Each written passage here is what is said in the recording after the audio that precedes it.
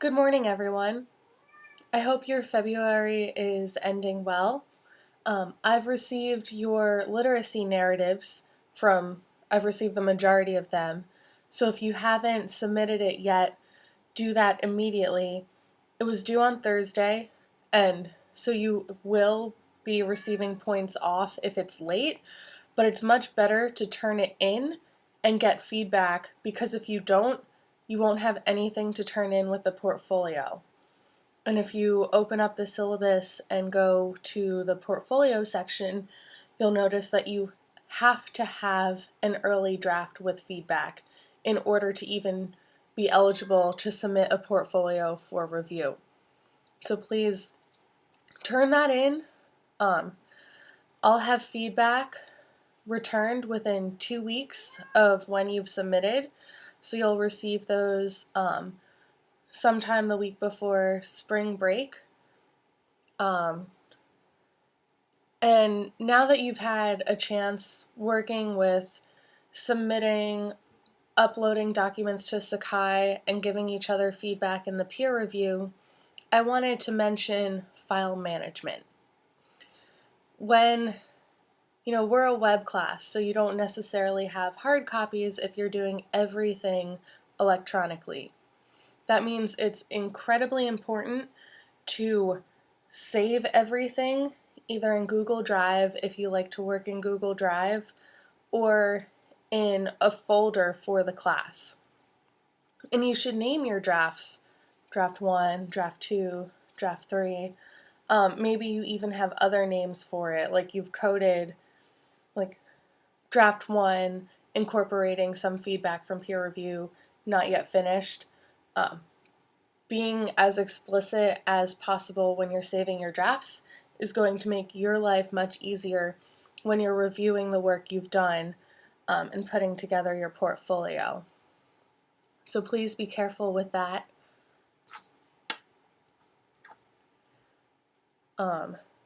Also, pretty good job in all the peer reviews. I know I mentioned this last week, but I just want to reiterate that it's a major learning outcome because it's a part of the social process where you're sharing your work and reviewing other people's work. So if you're wondering which learning outcome that falls under, a lot of you have already mentioned it, but just revisit the syllabus. But also, before the next peer review, look at how Group 4 interacted. There were a couple groups that did a great job, but I'd like to point out Group 4 because everyone was submitting, and not just submitting, but there were conversations about the feedback given and received on that discussion forum. So maybe some of you had that conversation over email that I didn't see it, but I thought Group 4 is a great example of how in an online class you talk about feedback with each other. So good work. So we are moving on to research this week. It's not as formal as it will be when you're in RIT 300, but in RIT 200 you have a research assignment to get you comfortable with finding sources and analyzing sources. So let's look at that assignment sheet, which I like hard copies, so you probably noticed in many of my videos that I still print everything out. But here's the hard copy.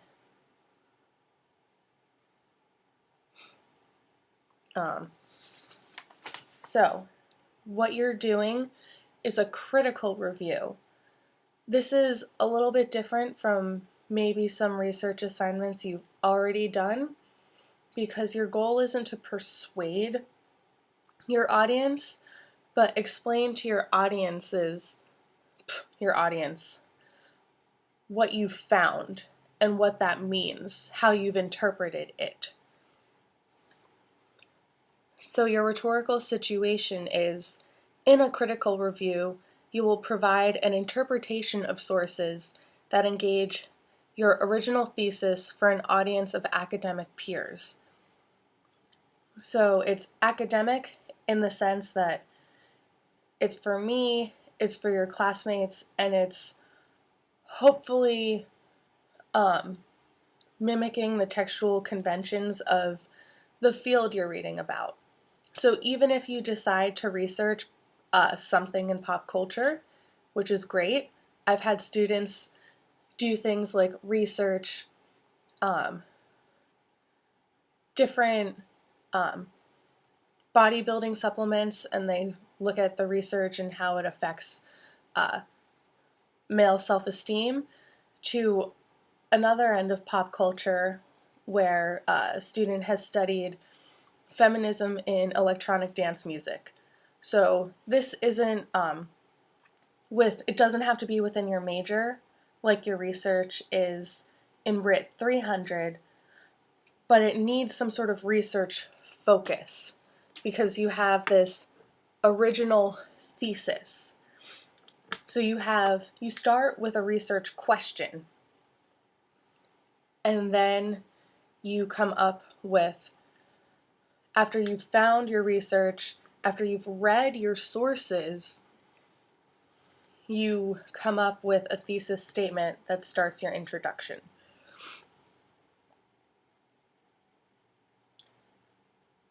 So, what else is incredibly important for elaboration after you read the entire assignment sheet?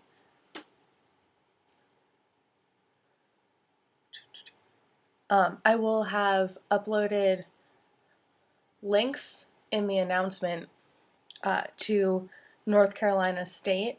There are a bunch of resources that will help you out because we don't meet face to face, we don't go to the library, but NC State has amazing sources about evaluating sources for credibility. So you can, once you watch it's about 3 minutes of a video clip to help you understand how to evaluate a source.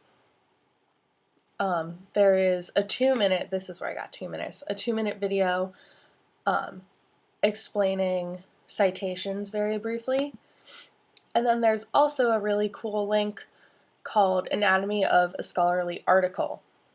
And so you have to click through once you follow the link, and then as you go over, as you hover your mouse over different parts of the article, it will identify what they are.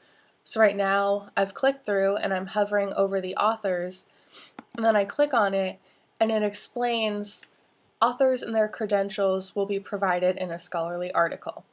Credentials may appear with the author's names, as in this example, or they may appear as a footnote or an endnote to the article.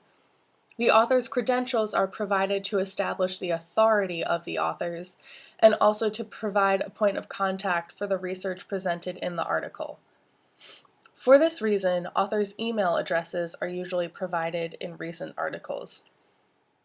So if you find something from 1990, 2003 that you really like, maybe there are no email addresses, but recent, within the last few years, they may have that.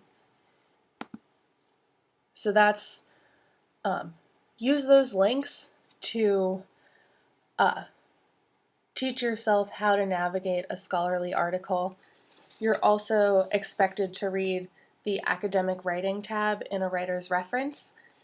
And when I ask you to read it, what I really want you to do is open it up and browse through it and read sections more closely when you don't recognize what you're being asked to do. Because for the assigned reading discussion, after you've read that and navigated the links I've sent, I'm asking you about your prior experience with conducting research. So I'm asking you about your comfort level with citations. I'm asking you to actually quote Anne Lamott which we remember from shitty first drafts, in correct format. So that means introducing the quote, quoting her, and then explaining the quote, so I can take the temperature of how you actually implement citations. And then I ask you a little bit about why portraying the ideas of others is important in research. So the reading is more to help self-direct your learning rather than telling you exactly what to do. So there's things like examples of what a text should look like,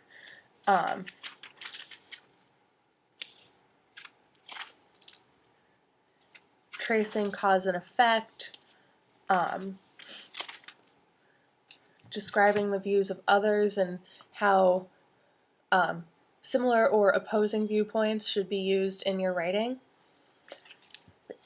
You are looking at how to conduct research, why it's important, how you use it, all of those things, so you can get started on your annotated bibliography and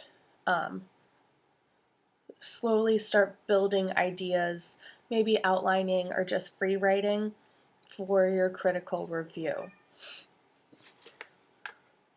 So in your critical review, you have to, before you even draft your research, you need to write an annotated bibliography. And so for that annotated bibliography in this class, all I want you to do is rhetorically analyze each source in one paragraph. So after each citation, you write a paragraph rhetorically analyzing the source, and then you move on. So annotated bibliographies are used in many research assignments as formal pre-writing, as a very specific way for the instructor to see how you are putting together your research and what sources you found. You're turning this annotated bibliography in on March 10th, and you'll notice that your first draft of your critical review isn't due until March 24th. That's because before you even start really drafting the critical review, I'm going to give you feedback on your annotated bibliography and let you know how your if all of your sources seem to be grouped under a relatively specific topic that you'll be able to clearly write about. So I'm going to provide feedback on that. And I will also provide feedback on your research question.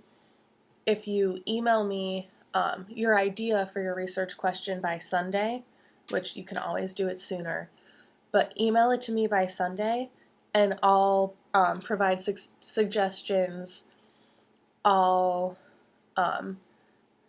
identify some key terms that you might want to use as you're searching the Langsdale Library database.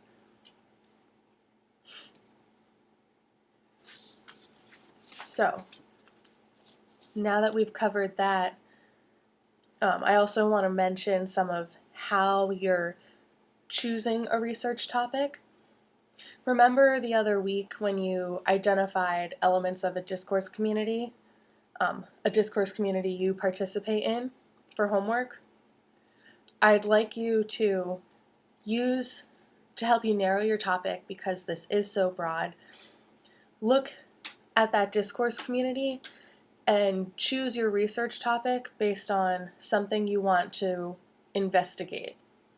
So, someone mentioned a sports community. Actually, Vincent mentioned that he's part of sports fans, some sort of sports loving community. So to use that as an example, you don't have to just start typing into the library database things like people that love sports. You could actually jump off of the idea of a sports community and say, I know I want to research football. And now what more do I want to know about football? Do I want to know about injury rates and how the professional athletes recover? Do I want to know about, research more about salary and how that's negotiated? Do I want to research how these different football teams market the team to the sports loving community? And what does this marketing, so all of the memorabilia, different things you can buy, different commercials about the teams, different ways the team interacts with the community. You can take this big idea and big concept that you started with while identifying your discourse community in the homework and look at something more specific based on your own individual interests. So that's one example. And a lot of you wrote about your jobs in healthcare, your work in student government. So there are ways to either expand outward or contract inward depending on how specific you were when identifying your discourse community. So that's all I have for you this week. If you have any questions, please let me know. But of course, post in the assigned reading discussion by Thursday night, and then respond to your peers by Sunday night. And if you want to send me your research question idea, please email that to me, and then I will provide some feedback regarding your direction. So have a great week.